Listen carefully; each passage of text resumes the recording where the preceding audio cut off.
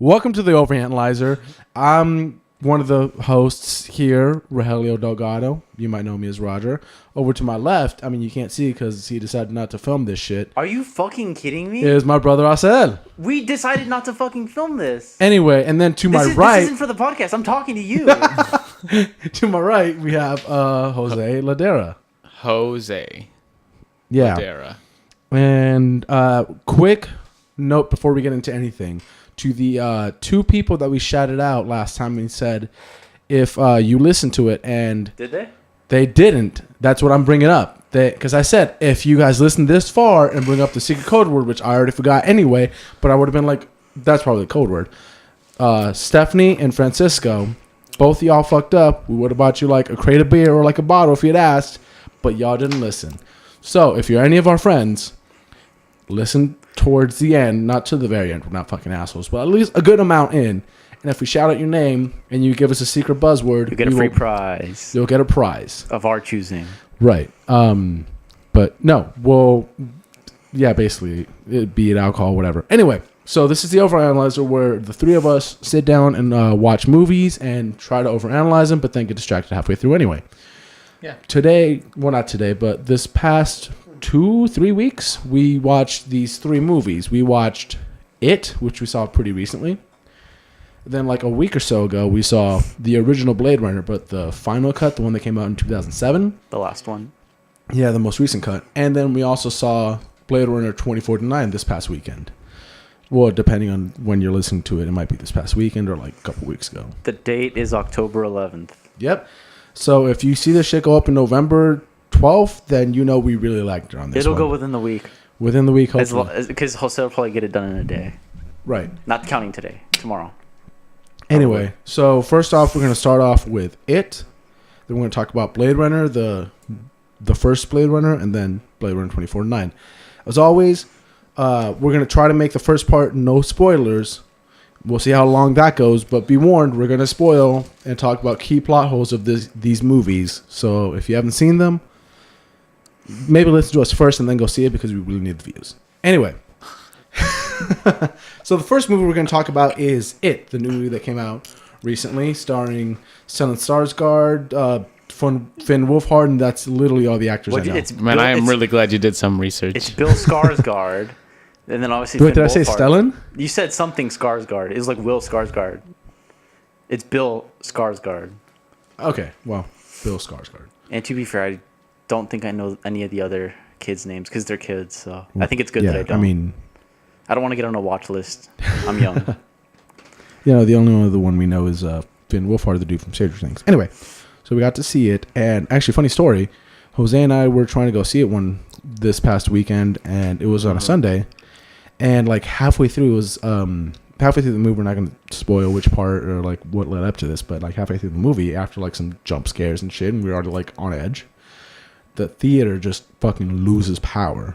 Turns off, and then we see the little like fucking mercy lights turn on the side, and then we hear a little girl who is sitting with her mom say the following thing: "Fuck this shit!" And then she just bolts out of there, and her mom's like, "No, come back!" And eventually, we bitched out and made it to the lobby to get some popcorn. But Jose, quote unquote. no, but Jose, when like that happened, he also yelled out like, "Damn, she's smart. She gonna live." Oh yeah, that's right. So for my watching movie, I'm gonna go quickly over this. I watched a scary movie in Moreno Valley one time. That was a big mistake. It was on a Friday. The minority came out of the city and it was loud and I couldn't hear shit. You mean the majority? Minorities. Anyway, they're. You're I don't know if you're mispronouncing that one on purpose. It's Paris High School, so you can imagine what kind of students come from a high school like that. What are you trying to say? I'm not trying to. Okay, they're black. Anyway, so I went to Temecula, and guess what the majority of the kids were? White. They were obviously white. They were, rich white people. I remember hearing one of the conversations of one of the kids. Oh, the security guard kicked me out. I told him, fucking touch me, bro. See what happens. I'm gonna sue your ass. I was like, God damn. It's like, that's how you know what we're in Temecula. So yeah, and then we saw the movie, and the movie was great. Yeah. Yeah, no, that's always a big mistake watching a movie at a movie theater, like at a mall, like close to a mall, like inside, not adjacent to like AMC is in Riverside, but like inside a mall, because you're like, gonna get all the fucking shitty kids, like regardless of race. You fucking racist bigot. I'm just kidding. But it just, I don't know, man. Fucking like you get like those loud people behind you, and I'm going on too much about this. Let's talk about it though. First impressions, guys. Asel? So I saw the original miniseries. So when I watched the new movie, I did notice some differences, which I liked because you can't, just make a straight off copy. Right. And I would like to say that I do like this version much better, and I'm sure that I will like the new one when it comes out, part 2. Yeah. Jose? Well, let's see. Overall, I thought it was a very solid movie. I thought all the characters were really well done, and you could really relate to all of the characters, especially the kid characters. I think is where they spent most of the time and where they definitely should have. And they were all funny. They were all funny kids. Yeah. And just the things that they said and the way they said them was just spot on. And I left the movie theater going, this was a good movie for sure. And normally I don't like any movies that are horror movies. They seem cheesy to me. They don't really catch my eye, but I like this one. So I think that's why you like the movie, because it wasn't just scary, it was funny, and I think that's what it had going for them and what made it a good movie. So if you're not a horror fan, it was at least funny. Well, right. The thing is that it had moments of levity, so that way, like, there's parts where you're laughing or you're like, oh, it's, nothing really serious is going on. You just, seeing these characters be kids, Remember when you were kids, fucking just swearing anywhere, like, in a church sometimes, in a church, in a house, in a church. But, that's all you had something to say? So do you want to start off reviewing the movie, no spoilers, or you just want to go into it? Well, I mean, okay. Well, I guess we can talk about like cinematography, stuff like that, sound design for sure. Jump scares, fuck, man. Did you guys jump at the part when like there was like that one like radio squeak noise that like was like super loud? Yeah, like dude, jumped like a chihuahua. I'm sorry, we're gonna have to talk about the movie because I can't just talk about that and not go into.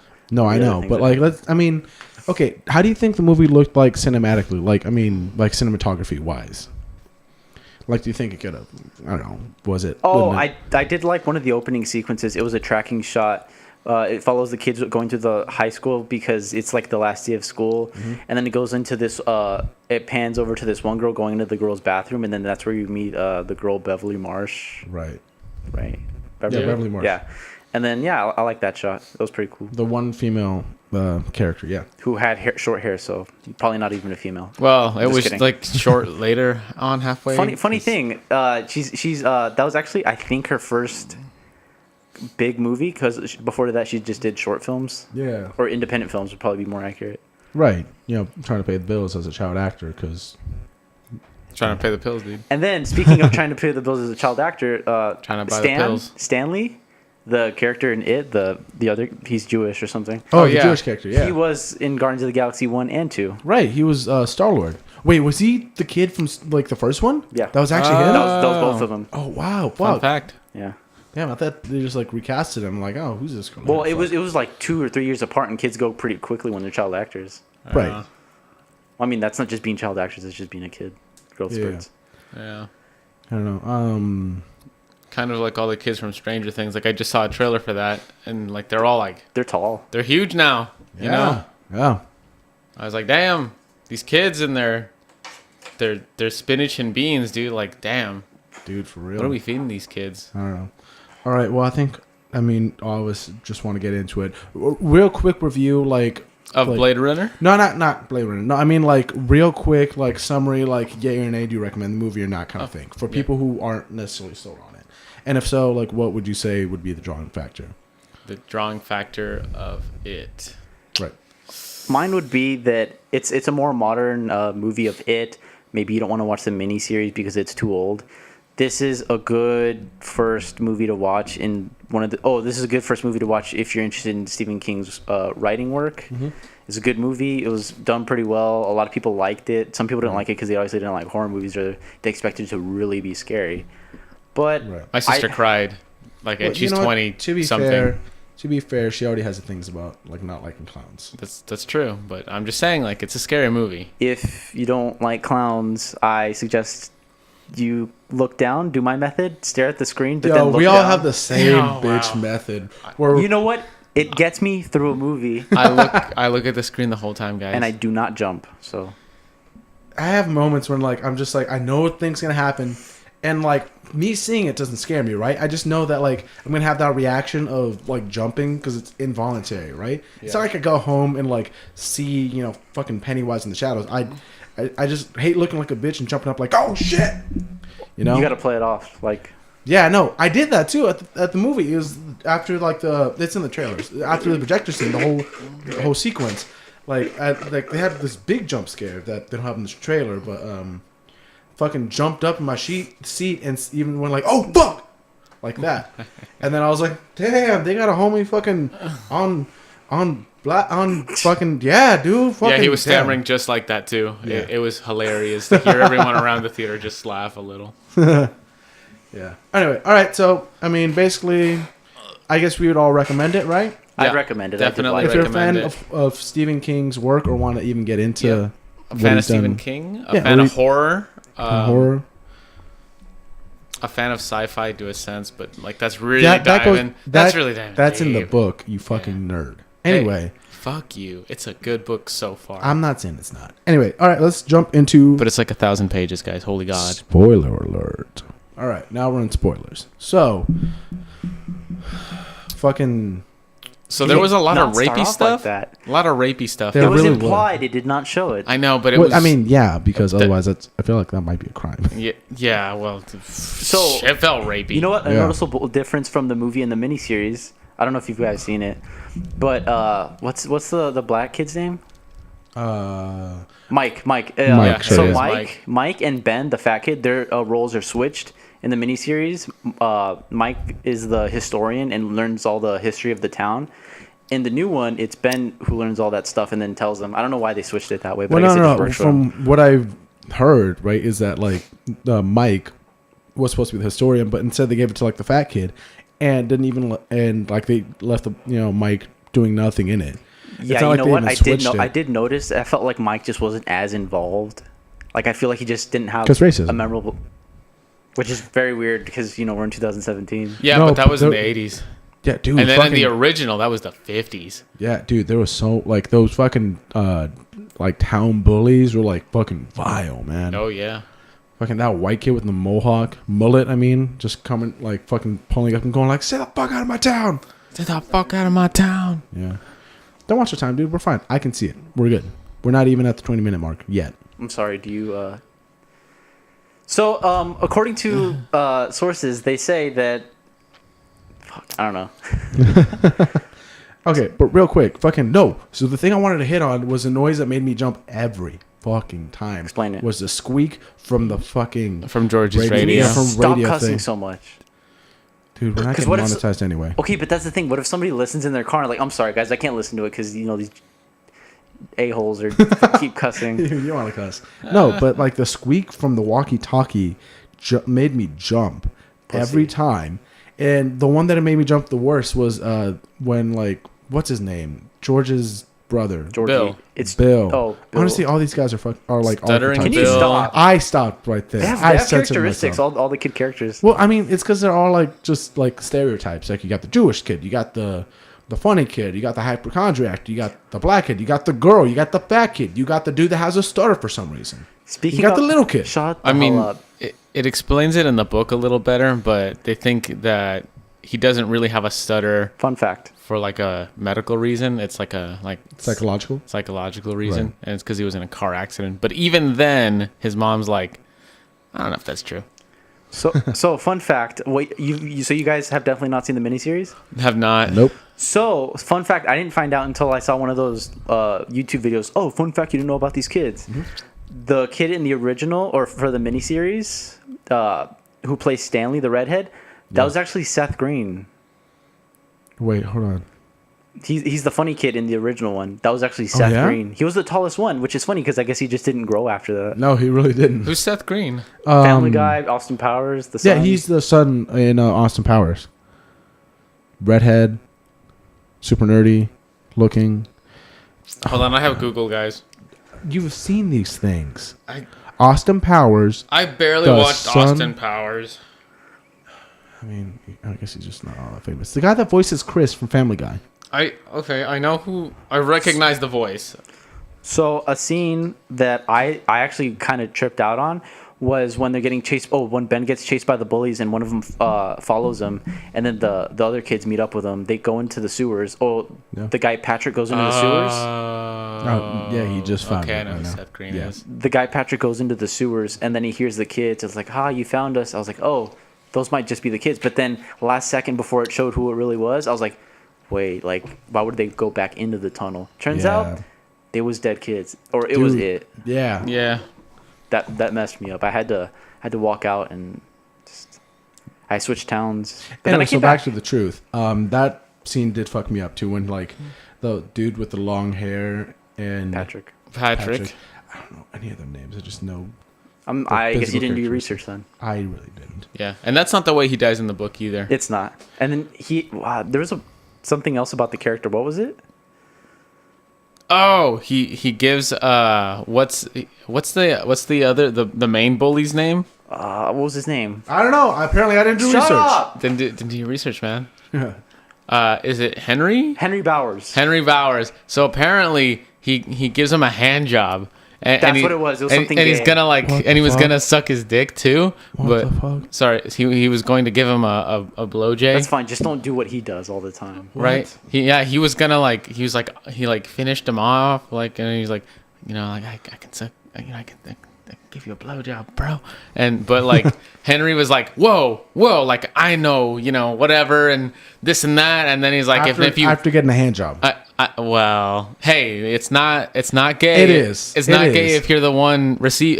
I know there's a lot of flawed logic there, but hold on. So he tells him like, "Nah, man, I know about that refrigerator where you keep all those animals, and I'm gonna tell everybody because you're a sick freak and you kill them and you whatever and torture animals and so yeah, that's how he keeps his silence about that handy J that he got from him."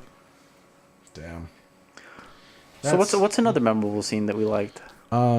Okay, so another one that I liked was the Pennywise dancing clown part when like he comes out and like the camera's motion tracked to his head. Wow, you really so we're done with the movie then, huh? Since you just went all the way to the No, end. we don't have to go all the way to the end because we can jump back and forth. Anyway, I like that part most just because of that meme you showed me. So if just go on YouTube, look up it. Goes to lit. Yeah, it goes to lit dance. He does a dance at the end, and people play music over it. And I just thought this one music that they played was really funny. So Yeah, but no, I mean that whole sequence. I mean, okay, no. Another scene I actually really liked was Bev when like her dad. you're telling me you like what you're insisting? No, it's after like when she's in the bathroom, like kind of like crying to herself by herself, and then like it's when the clown gets to her, kind of like through the pipeline, like the little hairs start to come out, but then like they grab her. Oh, okay, yeah, And then like the blood starts to spurt out, and then it just sprays everywhere. right. And then the dad couldn't see it when he walked in. Yeah, I mean apparently in the original miniseries, it was just like It wasn't the that. It sink. was just in the sink. Yeah. Oh, okay. But it wasn't like all over, like because the movie, like when it can go for it, it goes for it. You know what I mean? Like Speaking of going for it, my boy Georgie. yeah, That's going rips for it. His damn arm off. That's also a little inconsistent with the book. Well, Does it say it in the book? No, he does lose his arm. yeah. Yeah, that's the thing. In the miniseries, it just didn't show it, or I didn't feel it implied. It just showed him about to bite. Yeah, in the book, what happens is it happens basically the same way. George loses the boat in there, and Pennywise is like, "Hey, I'm Pennywise, the dancing clown." Right. And he's like, I'll take you to the circus, Georgie. Smell the peanuts and the anyway, popcorn." Stephen King goes on for a while about that description. But he's like, "Come get the boat, Georgie." And so Georgie, goes and gets the boat, and he gets his arm ripped off. And then in the book, Pennywise just leaves him there to bleed to death. And So they got a body at least. yeah, a cop's no, I don't know if it's a cop. Maybe a neighbor. A neighbor came and got him. It was like maybe like I think the book says like 45 seconds later, but Georgia was already dead. Obviously, he's a Yeah. little boy. Man. Little This is boy. Georgie. bled out probably. Yeah. Ain't much blood can. Yep. Yeah, so they did have the body. It wasn't like his body was just swept away in the currents or anything, but Right. But yeah, he lost his arm that way, and he was left to bleed. And I can see why they would play it that way. It's definitely a little less gruesome to see, a little boy dragged into a sewer than to watch him bleed to death on the pavement outside somebody's house. Right. You got to keep that R rating and not that triple X rating, Holmes, or Well, NC. It's not NC triple X. NC 17. Yeah. If it was triple X, It's technically X rated, not. If it was a X. triple X rating, they would have added all the sex scenes. They would have not put it in theaters. I it promise you would, that. it would be on the dark web. It would have been at least would 20. be It would have on been the 40 minutes dark long, web. not that long. Yeah. I could send you a link to it as well. What? Anyway, so no, the thing is, the way they did it in the movie, though, when they showed Georgie getting dragged off, there was a thought in your mind, like, wait, what if he survived, though? Because, like, it doesn't show, like, Pennywise killing him. No, when he you're doesn't right. die. That's true. Going to the end, you start like thinking like, what if? Because the kids all come down. Yeah. Yeah. The book does not leave any sort of question like that. It's Because they obviously give him a body and they, put a body in the ground. well, from the very first paragraph, it's very foreboding. It's like, this kid's not gonna live, is he? And then by the end of the chapter, it says like, oh, he it was the last time he ever saw his brother as he stepped out into the rain. And then then the next sequence begins where he meets Pennywise, and you're like, well, okay. I mean, he's dead. Okay. You there's just no hope there. No, then speaking back to the whole, like, Georgie maybe being alive in the movie, at the end when he comes by and he's like, Georgie, or like when he's like, Bill? It's Bill. Bill, why'd you take so long? He doesn't He's got stutter, his- by the way. Right, he's not the stuttery one, but like his arm's like torn It's off, and already you can off, see that it's like like when it off and happened. shit. And he's just like, "What took you so long? I tried to get here as fast as I could." And then the part that shocked me, even was though a I was lie. like, was the part when he's like, "I want you so bad to be Georgie, but you're not him." Then he shoots him with the gas gun. Hold on, before you finish, remember that. Yeah. What got to me is like, oh, that's not Georgie, because he's like, they're called she Georgie, talking about the boats, because he Right. said it. He's like, oh, it, the boat, but then he's like, they're called she Georgie, because boats are called she. Right. Oh yeah. And then I knew that's was like, oh, Mofo's gonna pop him, bro. That's not him. yeah. Well, I mean, the thing is, I feel like he also kind of came to grips with the fact that Georgie's most likely dead. Because I mean, like, everybody they knew find that. out they find out more because before when he went missing, no one really knew about Pennywise. So when they started finding out more about it, he just kind of, I think, came more to grips with the fact that Pennywise wouldn't let him live. So then he sees Georgie there, and he's like, "I want you to be Georgie, but you're not." Blah! And then like pops him with the thing. And at that point, I was like, "Oh fuck." And I thought, like, yo, what if Pennywise came out from the corner like, yo, that wasn't him? Oh god. Why would you do that? He's like, I lost him for a second. Oh my god. I even had his arm. I was gonna do you that favor. I had the arm here ready to be attacked. I just want you, Bill. You can keep all of them. I'm sure you're fine with that. But, that goes into another thing. Wow. Right? Honestly, that would have been a great way for it to mess with Bill. No, because then, like, for sure, all the kids would be, like, terrified. Like, that wasn't Georgie. Or that was Georgie. Then they'd be like, oh, fuck. Oh, my God. We are terrified. Another thing is, I feel like if that happened in the actual movie, people would not like the movie. No. Because they go like, damn, like, you killed our actual hope that Georgie might have still been alive. That and also, like, Pennywise would have just murdered them all. That's at one that of those point. risk factors that, wouldn't end well. One thing I like real quick, though, is the turtle that keeps popping up, which it's going to go into it in only the popped book. up once for me.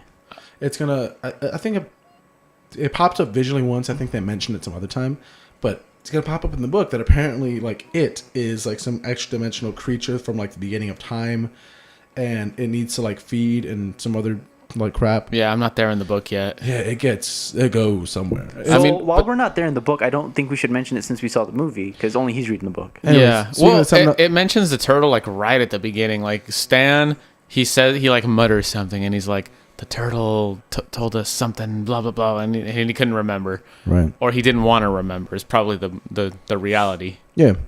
Another thing that's in the book that isn't in the movie is, yeah, I know you're giving me the look. After the movie came out, so much videos of that came up from like third source parties, and it gets annoying. I know these facts. It's the gangbang in the room. You have You to better address it. hurry up. Basically, all the kids like just bang each other. Not each other. They all bang Bev like one by one. And I think everyone correctly decided not to put it in because they're like, that's kind of fucked up. It's common sense not to do that in an actual movie. Kids doing that. I mean, but it was a different time. I mean, like, how long does that excuse, like, hold up, though? It was the Stephen 1950s. King's like, you know what? My bad. I wrote that a while ago. Yeah. Stephen King just like, yo, I wrote that back when I was, like, on cocaine and, like, an alcoholism. I was just in a weird place, guys. I'm sorry. Do not know if he said that, but... Anyway. Anyway, anything else you want to talk about for... How about this? What was your guys' favorite scene? Whether it's a jump scare or just a funny moment? Honestly, it was that garage scene when, like, the projector stops projecting and it gets all dark and it's, like, still flickering. And then out just from the corner, you see Pennywise just huge as hell. And then all the kids are like, oh, shit! That's actually from another novel that Stephen King wrote. Or, like, it's instead of it, the clown, it's a dog. I don't know what... Cujo? I don't know. It might be. I don't know what actual book that's from. Cujo. But my favorite scene, if you're done already, is the end scene when Pennywise is like, hey, I'll take Bill. You guys, go free for 27 years and get the hell out of here. Yeah. The kids are like, you know what? We're going to have to kick this clown's ass. And they just like go ham on the clown because they're not scared anymore. That was my favorite scene. Yeah. Jose, what was your favorite scene? Jose? It was this scene. Dude. And then just the two fingers. That was it right there. Where was that at? It was after the rock fight. Oh, yeah. Yeah, and he was like, go blow your dad, you mullet-wearing asshole. And he flips him off with both his hands, and he just walks away like a fucking boss. That's a Stranger Things kid, right? Yeah. Yeah. You know his name. Anyway. Finn Wolfhard. His name, it's Stanley in the movie. What I like about that is when they're having the rock fight, it's not like overpowering that the losers are beating the bullies. They like both get hit really hard. Dude, watching that whole scene, I was like, I would never do this. I would be running away already. I would have gotten hit once, and I'd be like, fuck. Yeah. Quick note, in the book, what's the time period? Like the 50s? Yeah. And then in the miniseries, it's like The 60s. 60s. It was the 60s, and then in this one, it was the 70s. Right. Yeah, so 10 years. No, the movie, it was the 80s. It was the 80s. Oh, yeah, it was the 80s. Yeah. So, yeah, it was definitely the 80s. Okay. So, final thoughts, guys? Would give it a lick of my time because I obviously went to go see it. The trailer was good, especially that theme song. Yeah, 10 out of 10 would watch again. I don't know about 10 out of 10. Okay, Like, realistically, I would watch it again. That's a figure of speech. I'd watch it again. How about this? 10 out of 10 would buy a poster and the movie.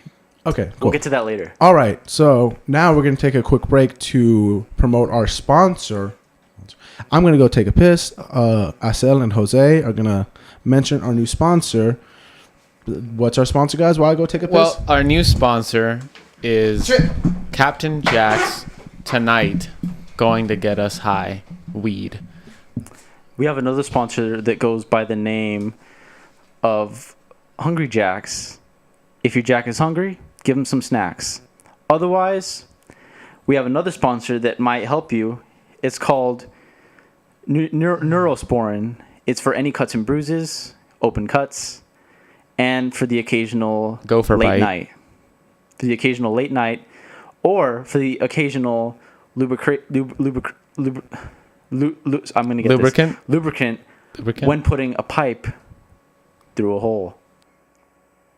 We want you to consider our ads because we have a Patreon. It's at the Overanalyzer Patreon, and you help us fund our show. We make more episodes. We give more content to our two viewers who I know are watching, and you two viewers know who you are. So let one of us know, and we will buy you a prize. It's a prize of our choosing, so don't get too stingy. Greed. All right, so in the meantime, I mentioned our Patreon, so we could just jump into the next thing. Okay, cool. Let me fuck around with the mic real quick. Make a whole bunch of noise that doesn't need to be made. All right, and we're back. Now, for the next movie we're going to talk about, Blade Runner. What year is it? 80, 70, 80? It was released, I think, in like 87. But Jose, fact checker.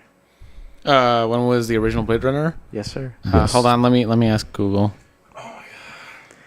My guess is 1978. Wait, when did Star Wars come out? 77. 1978, my best guess, for the original Blade Runner featuring Harrison Ford. And any other actor that I forgot. Oh, James, what's his name? James Olmos?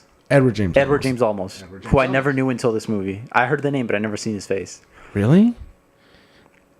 Yeah. Not Stand By Me. Not Stand and Deliver. It was. Wasn't he in- Stand and Deliver. It was No, Stand and Deliver is Morgan Freeman, right? No. Are you sure it was Stand and Deliver with him? so. Let's quickly jump into this next movie. Year is It doesn't matter the year. Well, Point is, he's it's already- Blade Runner. 1982. 1982. I was off by a lot. I was off by 5. I will go hang myself. Anyway, no. So we saw the final cut, which was released in 2007, of Blade Runner. And honestly, I feel like we So- don't have to spend too much time in spoiler free because it came out a while ago. Also, Edward James Olmos was in Stand and Deliver. He was the teacher. I didn't know the name of the movie. I thought it was something else. Along with fun facts, the way we watched this movie is because personally, I wanted to watch Blade Runner 2049. Did you guys? Yeah, I So did. That's why I we wanted watched to watch it. Jose came over to our house one time. We were gonna hang out. He's like, "Hey, you guys want to watch a movie?" We couldn't figure out what movie, and I was like, "You know what? Let's watch Blade Runner." So we got Blade Runner, and we all sat down and watched it. Yeah. Yeah. Thoroughly entertained. I think we saw the new movie at least a week after. Yeah. Wait, that's when it came out, right? I mean, you guys saw it. I saw most of it. Oh my god, that's fucking right. All right, let's talk about the one that you actually saw, Blade Runner. Sweet. So, way the movie starts.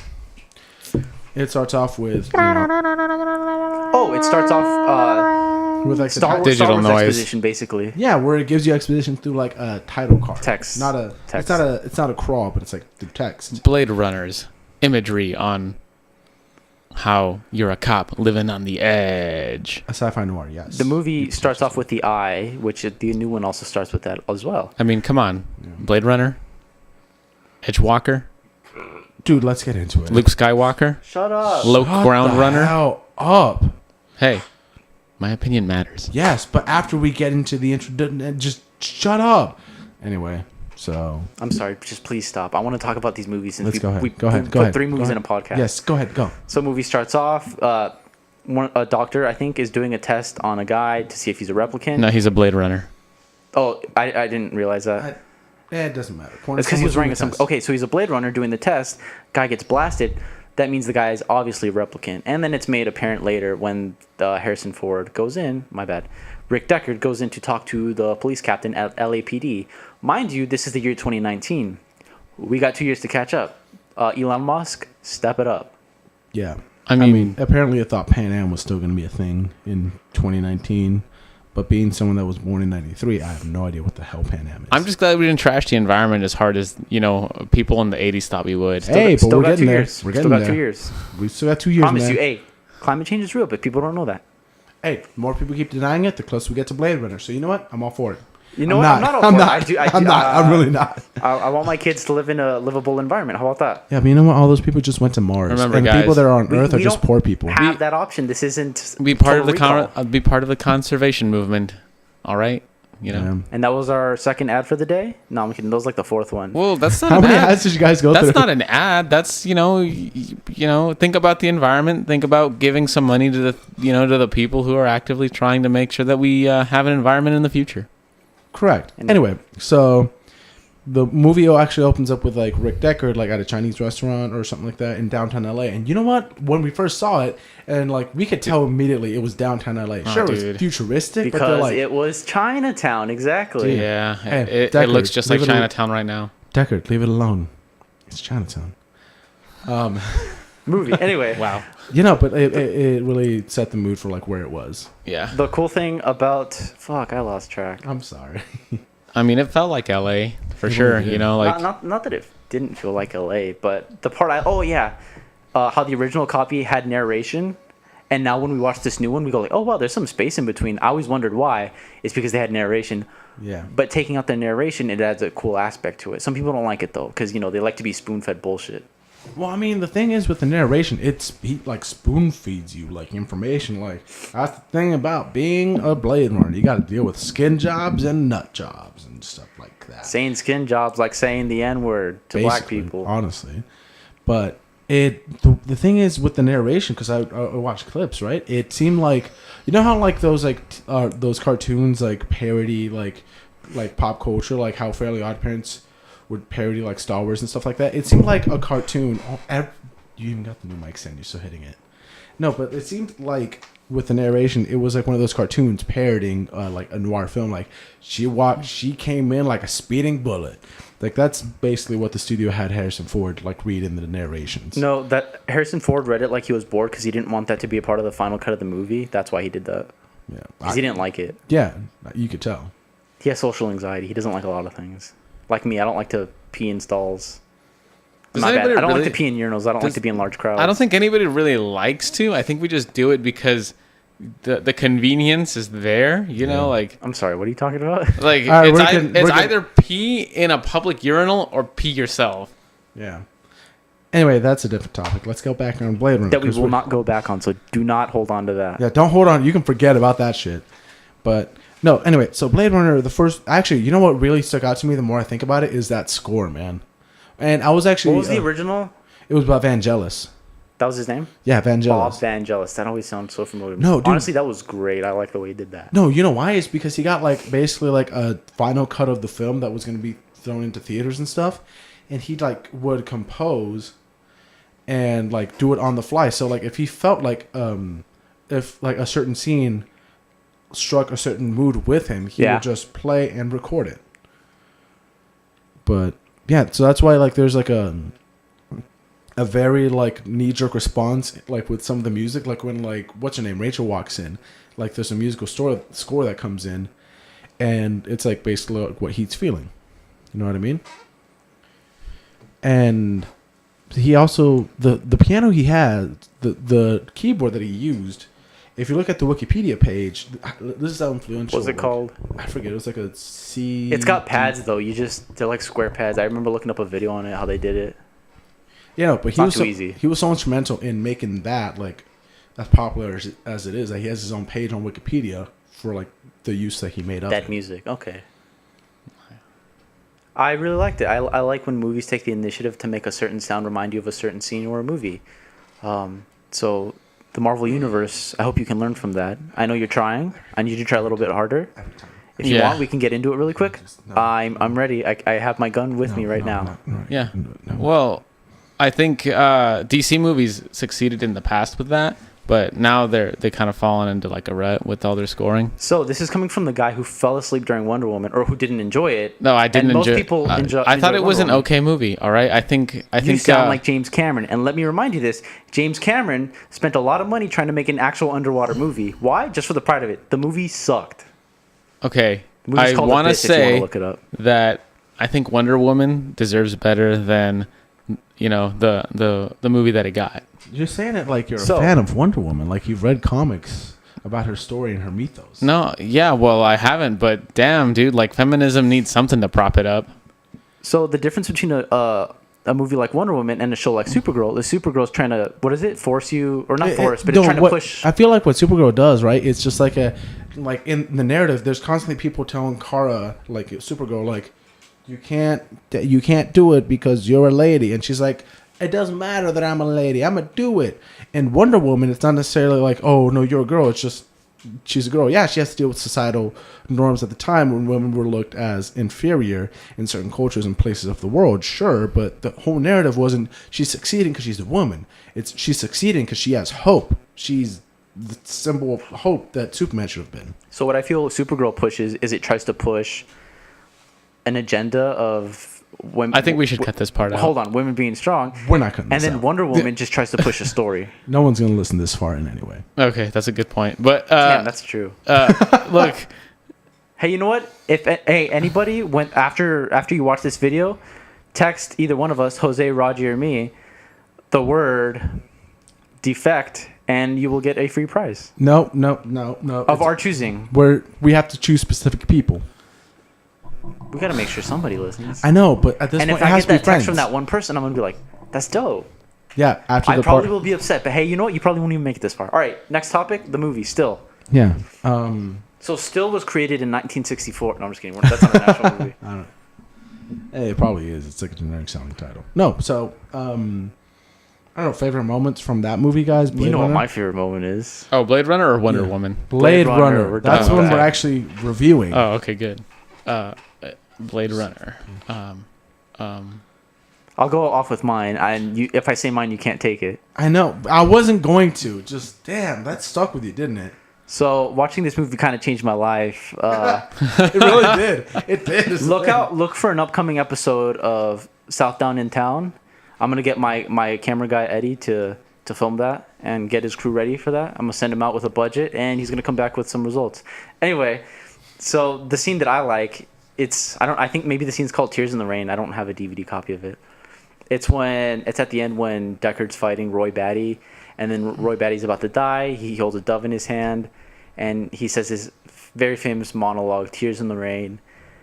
And it gets to me. Originally, there was a narration over it after he died, but it was cut out, and it looks great. And then with Edward James Olmos, what did he say? It's too bad you won't live. Then again, who does? And yeah, I mean, even the ending after that part was great. So that stuff. Wait, why did he speak English there? Because he can speak English. It's so then the audience doesn't have to guess what he said. But why didn't he speak English before? You know what? I don't have the answers to that. Ask Ridley Scott. Yeah, honestly, ask Ridley Scott. Okay. Along with why he thinks Alien Covenant didn't do as good as it could have. Fun fact, really quick. Ridley Scott took a lot of takes. And you know, Ridley Scott, what's he famous for? He's famous for not having many takes. Many takes. But in Blade Runner, many takes. He actually took a bunch of takes during Blade Runner. And right. You know, people like Harrison Ford were irritated. Maybe he learned from that. And he's like, you know what? 2-3 takes. That's it. Or 3-4. I don't know. Yeah, no, because there was an interview with Donald Glover on the set of The Martian where like he's only known for like 2 or 3 takes because he sets up a bunch of cameras so he can have all the angles he needs. But apparently in the one scene where he trips, that was the first take, and they went with it, and he ate it, and he just kept going. In what movie? The Martian. The Martian. Oh. Did you ever watch that? I did. It's been a while. Yeah. He was like he was like that student kid that came up with the idea to like make it like yeah, slingshot. that's right. And like his first scene, he like gets up, trips, eats it hard, and then like keeps going because you're like, oh. Is it just me, or did like his character seem too like big to die? Kind of like the American bank system is like too big to fail. What are you talking about? Like all of the drama was gone from the movie because it was like, of course he's gonna live. Well, you know why? That's it's true. because the marketing kind of already let you know that he's gonna live. Oh, okay. Yeah. And a lot of You the know stuff. what? I don't know. With that in mind, I feel like spoilers with movies like kind of let you know like the big twist. If that ruins the movie itself wasn't all that good. You know what I mean? Yeah. It's like a horror movie relying on jump scares. It's basic human instinct to be like, oh fuck. Which is why Blade Runner 2049 only had 2 trailers. We'll get to that in a second, though. What was your guys' favorite scenes from the original Blade Runner? Not saying that the new one's a remake; it's a sequel. The Right. first Blade Runner. Right. Well, honestly, I'd have to say probably my favorite scene would be the enhance. To the left, pan, enhance. All right, stop. Enhance. Stop. Zoom in on 34, 5. So my favorite stop. scene is when they're fighting and Who? when Roy Batty is like fighting with Harrison Ford, right? And he like punches through the wall, and he grabs Harrison Ford's arm, and he like yanks him through, and he's like, and he snaps like Harrison Ford's fingers. exactly. And I Yeah. was just like, you know, I could empathize with that pain for a second. Boom. Here's Roy. Yeah. And remember we were talking about the movie when he's about to like have, I think, consensual sex with Rachel. It's really not. But What we were thinking is like, damn. Well, like, she's not a Ridley Scott- person. We're thinking like, damn, Ridley Scott, like he probably originally started with a porno, but he's like, no, I got to push this narrative, bro. He's got to find out if he's a replicant. right? Our whole theory was just like Ridley Scott had a very like overdeveloped porn idea, but then the studio was like, "This is an actual movie. Cut out the actual sex, and we'll make this, and we'll make it." No, you know, I think it's the other way around. that the studio's like, come on, dude, we're just trying to make a porno. It doesn't matter if he's a replicant. He's got to find out if he's a replicant. We got to keep pushing this narrative. Ridley Scott was just a visionary porn director that forgot to have the actual like sex scene in it. No, I think he wanted it in, but the studio cut it out. Yeah. They circumcised this film. Right. No, but anyway, that scene though, like it was kind of weird because you're like, she has no say in this. She kind of has to listen to him. Like it was a little. Does she though? Well, she's a replicant, so yes. I mean, but she's not programmed to obey him. Well, no, replicants are programmed to obey humans. But she doesn't know she's a But replicant. that's why. No, but at that point, she already does. Oh yeah, that's Oh, but right. She's not an expired model, so hey, because you know replicants or Androids, they're hazards, man. Skin jobs. A question. Put it down in the comments if you like. Sure. Do you really think about? If you really think about it, do androids dream of electric sheep? Anyway, so not talking about the Question title of the thoughts. actual book. Which That's the by actual way- book. I know those. When I found that I out, haven't read that one. I hadn't even seen the movie when I found that out, and I was like, It's a good "That's title for a book, though. yeah for a book, yeah for a movie, not so much." Blade Runner's a good one. Blade for a Runner movie. is dope, man.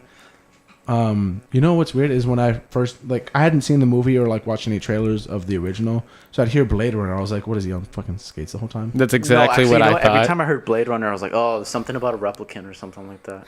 I never heard Do you anything think except Harrison for the Ford's a title. replicant? What implies that? Then I watched the movie. Dope. Yeah, And I haven't been off the high since. Actually- Wait, is he a replicant? I was just about to say, what do you guys think? Ah, damn it! I knew somebody was gonna ask this question. Because real quick, Ridley Scott, the director, says yes. The screenwriters, both of them are kind of split. They're like, it's kind of ambiguous. Harrison You know, Ford? the whole point is to be like, who knows? But Harrison Ford is like, no, I don't think so. So there's no definitive answer. Wait, but what did the new Blade Runner say? I don't think that actually matters whether he is or isn't. It's one of two well, things. if you had stayed awake during the new Blade Runner, you probably know. So, final answers. Rogelio, what is your opinion? You know, I want. And back it up with a type of fact. Not I- fact, but your opinion. My bad. I mean, because then I'd have. See, me backing it up kind of spoils a bit of Blade Runner. Just don't talk about it. 2049. No, because that's the huge point of why I think what I think. Okay, so what I think, since you have to think about it for a second. No, I know it, but go ahead. So what I think is that Harrison Ford or Rick Deckard is a replicant. Why? It's because what? Nothing. Go ahead. Rick Deckard's a replicant because he has dreams throughout the movie about a unicorn, and then at the end he finds a little thing that practically Edward James almost knows that he's a replicant because he keeps making him this thing. He's like, "Hey, I know, but I'm not gonna let you know though." And I think the movie was made for you to think one or two things, and I feel like he is a replicant. I don't think he's a replicant. I think he's a human. And my basis is, I mean, we're going to talk about it later, so I'm not going to get super into it. But there's a thing in the new movie that confirms why I think he is a human. Before I had seen the new movie, I thought he was a replicant. But after seeing the new movie, I'm not so sure. Also, quick spoiler alert, the new movie doesn't tell you at all. So, all right, guys, would you guys recommend... He didn't. Oh, sorry. Oh no, I'm good. I just didn't think his opinion mattered because he didn't watch all of the second one. Yeah, Anyway. I watched all the first one though. All right, then do you have an opinion I on think whether or we're not he's a going I to the think- next one. You know, I think that Blade Runner is not for everybody. it's not. It's long. It's a long movie. There's a lot of exposition, especially if you turn off the well, I guess you don't turn it off. You buy the version that doesn't have it. The narration, and there's a lot of stuff that's kind of implied, and you kind of really have to pay a lot of attention. And you know what? You know, we don't have really long attention spans these days. So otherwise, if you're really into sci-fi and you like to think a little bit during your movies, I would say it's a good That's the movie one to for watch. you. One of those open endings. Yeah, Literally. I mean, I recommend it. All right, so now I guess we're ready to go into 2049. So, quick, non-spoiler review and recommendation. I recommend it. It's a long movie, though, for sure, 3 hours. I found out how to not sit comfortably in my seat 500 times in theaters, but it's a good movie. Ryan Gosling is like Keanu Reeves throughout the whole thing. One emotion, except for when he's angry, I think. And that's about it. What do you guys...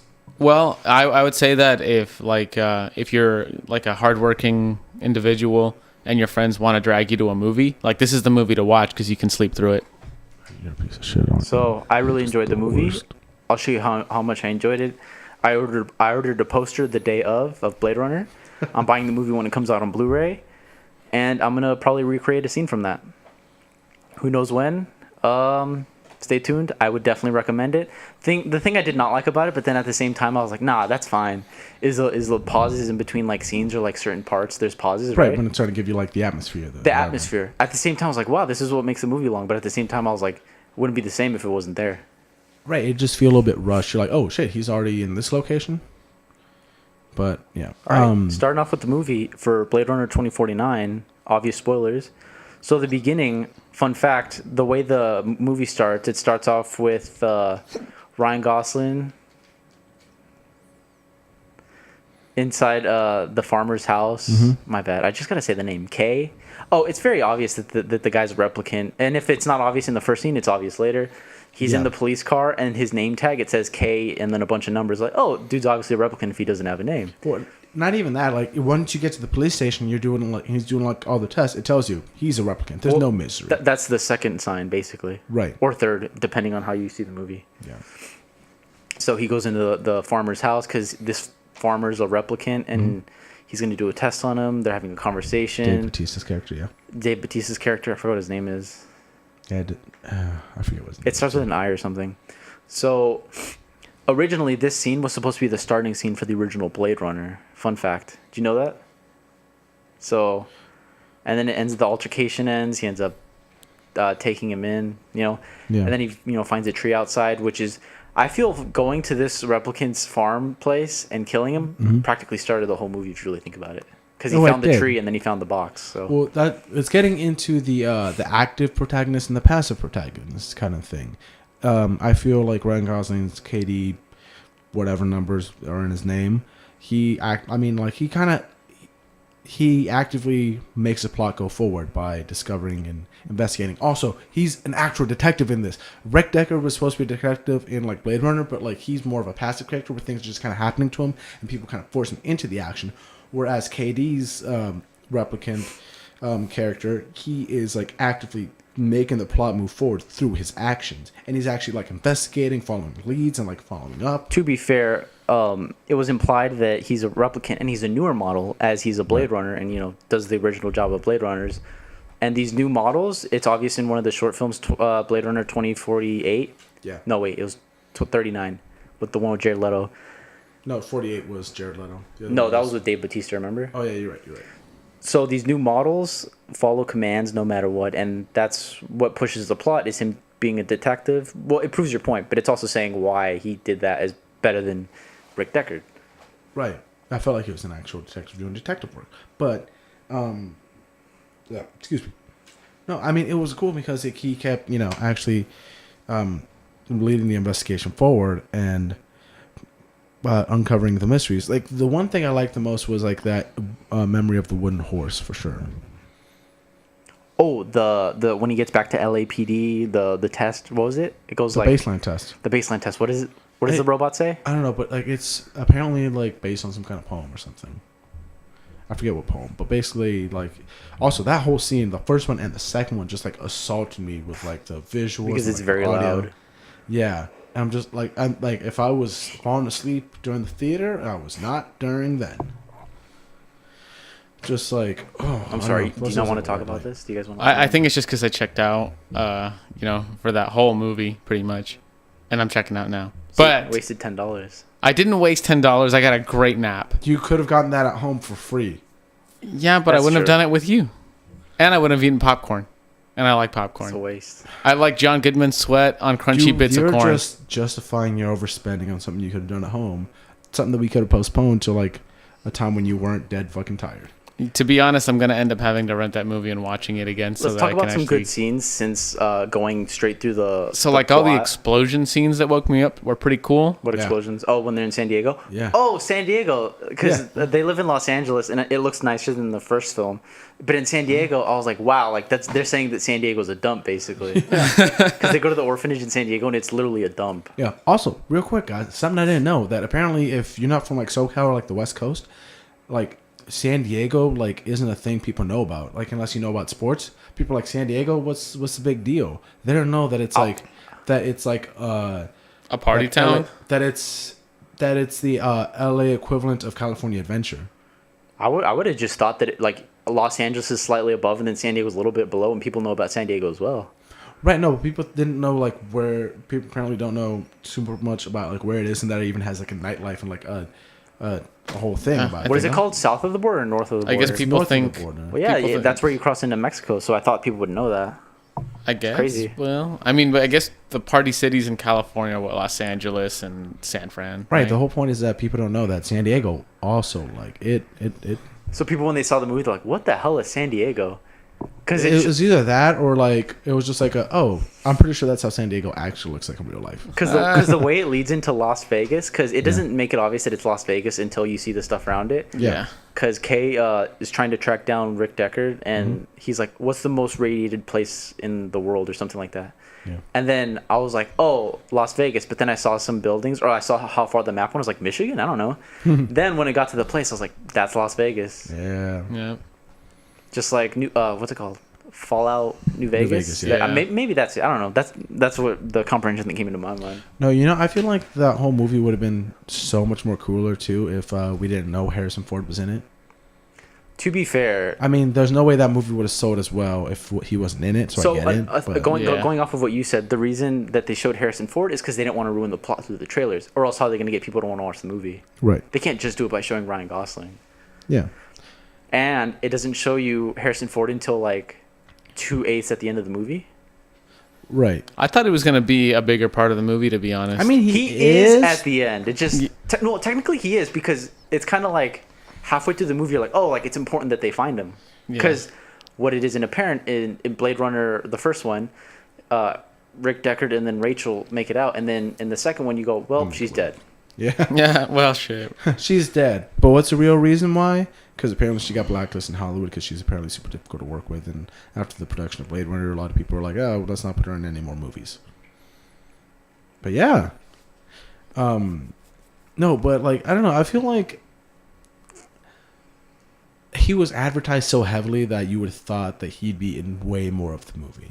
So like when it finally got to him, I was like, okay, then, man, he's only going to be in it for 5 minutes. Oh, it's still going. Actually, wow, this is long. When I started watching the movie, I was like, "Oh, they're not mentioning him, so it probably won't show him until the end." And I was okay with that because I don't need to lean onto the idea of a important actor to want to watch a movie. Mm-hmm. I'm fine with just watching the movie how it is. Yeah. I don't need advertisements. If I knew Blade Runner 2049 was coming out and I saw one trailer, I'd be like, "Dope, let's watch it."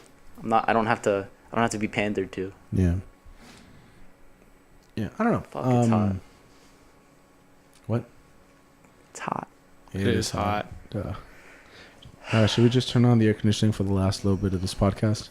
It's gonna sound like there's a jet Let's taking push off in through. here. Let's push through. Let's push through. All right. All right. Some notable scenes.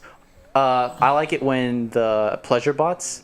Actually, you know what? That's a lie. Dude, that real quick though, that scene through like the semi-fluorescent walls when like you just see dudes just like going at it Dude, with I was pleasure like, bots. damn. One of them like isn't like doggy style and like up against the window. You're like, damn. That's kinda one weird, of those though. things where you That understand is like weird. those are pleasure bots. That's how they make money. Yeah. And then I like that noise that was going on when Kay was sitting in the, I don't know what it's called, but then the pleasure bots approach him because like some lady tells him to go talk to him. Yeah. There's like a motorcycle noise, like set in the atmosphere that it's loud and noisy there, and like that's LA for you, man. Yeah, I was like, oh, That's definitely LA. That's Yeah. LA. Did you guys also notice the Atari logo? You didn't. 'cause you were Honestly, I asleep. did. There was also a Pan Am one, which goes back to what you said. It's like, they didn't think Pan Am was going to be there back then. Pan Am's there right now. No, right. But the thing is, I saw that video too. I saw a video. No, I didn't catch it in the movie where it showed it very subtly, like in the bottom screen. And I was like, oh, that's cool. No, so the movie doesn't ask like the same big like questions about humanity and what it means to be human as the first one does, but it's still a really good story. You know, what it does is it tries to humanize an android, which is the main character. Right. Honestly, dude, like I really liked his wife. Speaking of wife, we're going to jump into that right now. Oh, Joy? I didn't really Yeah. notice this in the trailers, but there's another character named Joy. Fun fact, she was in that movie Knock Knock with Keanu Reeves, not Christopher Reeves. Yeah. Keanu Reeves. And they worked on another movie together, and Keanu Reeves really likes her. She did like Spanish films before. Well, yeah, because she's Cuban but moved to Spain because of movies. Whatever it is. And yeah, I really liked her character. And then we find out that she's a program bought from the Wallace Corporation. Yeah. And that's his companionship. And I like the part when he buys her the present, and then they go out to the rooftop and Yeah. they're in the rain. That's just I like the holographic threesome. what that does is just That was so weird. Oh, so that you were awake for, you So- dirty pervert. It was like at the beginning of when the it's movie. raining. Yeah. That scene just humanizes. It tries to humanize him a little bit. That's a little taste of what you're gonna get through the whole movie. Right. No, what I like though is we're in spoiler territory anyway. But like when Love, the new Rebecca for Wallace, like when she like just stomps on the joystick. God damn. I don't know how to catch that. Oh my god, the joystick. The joystick. Oh wow. Wow, that's That's a terrible pun that they put in that movie. That I know. It's one that only people are gonna. Anyway, when like she stomps on the thing The joystick. the joystick, and she's like, "I love you," and like kills her. I forgot what I was gonna even say. Another. No. I remember when she dies, but then like Ryan Gosling sees like the big like pink holographic like advertisement for her. He starts to wonder if like her love was really like real, or like if that can even be real from her, if anyone like that can even love, if he can even love. And I mean that's all kind of like done in the cinematography, because Ryan Gosling just sits there with like, you know, his duck face just. To counter your argument, but also add another view, is how you say it's like, oh, maybe he's just saying what he wanted her to say. Right. Another thing is, why would a Wallace Corporation device betray Wallace Corporation? She said break the chip so they can't follow us. So maybe that kind of showed how AI goes. How do you call it? AWOL? No, there's a word for Rogue? it. No, there's a word for it. Sentient. Sentient. That's what it is. Yeah. AI gets sentient, and I think that's what happened. Yeah, probably. I know that's how he felt, but I feel like that's what happened with the Joy program. Yeah. You know, I'm really proud of us guys. We spent a good amount of time actually talking about these movies. Anyway, last impressions about Blade Runner 2049. Let's talk about some really There was a good lot scenes. of black.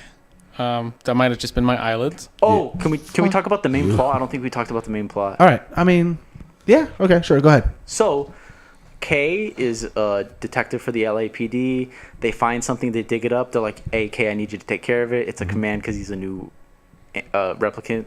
Yeah. And he goes to search for this. So, big plot. Rick Deckard and his Rachel had a baby, and this guy's supposed to find it. But it's very obvious that when... What's his name? Batista's character? No. Kay, he finds out the date. He has a little flashback to like a furnace. And that plays really key. So he continues investigation trying to find this kid at an orphanage. He finds out that there's two matching DNAs, a boy and a girl, and the girl died, and they thought that was the decoy to try and hide this kid. Mm-hmm. The deeper he goes to this place, the memory creator, or I don't know what her name is. Yeah, I forget. It's someone that has a job to basically make implants memories into replicants. My first impression is when I saw this actress, I was like, she's too pretty not to be important to the plot. I was right, but we'll wait. And then she views his memory of the furnace because he wants to know if that memory is real or an installment.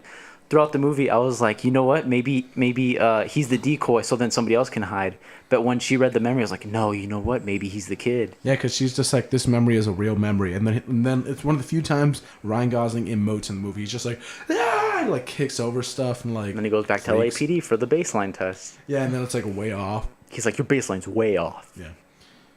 And then also I remember that part, actually. And then Robin Wright goes out like a badass, too. Yeah. You remember that part? You were able to stay awake The long glass, enough? yeah. Oh, fuck. I was so uncomfortable during that part. When, like, she had the glass cup in her hand, and then Love, the replicant, like, squashed her hand and kept, like, squeezing it more. I was like, bones and glass and all that stuff, dog. I was just like, ugh. Yeah. So last thing is after Kay, because she basically suspends Kay, Robin Wright, then gets killed off. Mm-hmm. Kay has the mindset that, you know what, maybe I'm the kid and I got to go find my dad. It never tells you that, but if you... Did you feel that way? Yeah, no, I mean, because the movie heavily implied that. It implies it, but it never says it, because why would it? Well, it's a Blade Runner movie. It's showing rather than telling. So exactly. I'm going like, I need to find my dad. He's just like, and he goes. You basically get that, you get that vibe when you see that. Yeah. He goes to find his dad. They go to Las Vegas, the most radiated place in the world at that time. And then he goes to find his dad. Then they end up following him and take his dad. He goes to rescue. Actually, no. He gets knocked out. His joystick gets broken. Joystick. And then the ladies that went to go talk to him, the pleasure bots, they go like, oh, we're the underground army from the blackout that happened in 2022. Yeah. And we need you to kill Rick Deckard. And he's like, I don't know if I could kill him. But then they tell him, he's like, he's not your dad. They never say this. But no, but one of the replicants was like, "Did you think you were the child? We all thought so too. That's why we're doing this." Yeah. And it turns out that the picture of the kid with the blue, because blue's a gender boy color when there's newborns, right? They put them in blue to tell the difference. it's a girl, and it's very obvious in the flashbacks that the kid had, feminine features. Right. It was the only kid with long hair, and all the other boys had like short, like skinhead Basically. skinhead heads. And then the lady says, we dressed her in blue so then we would know it's for sure her.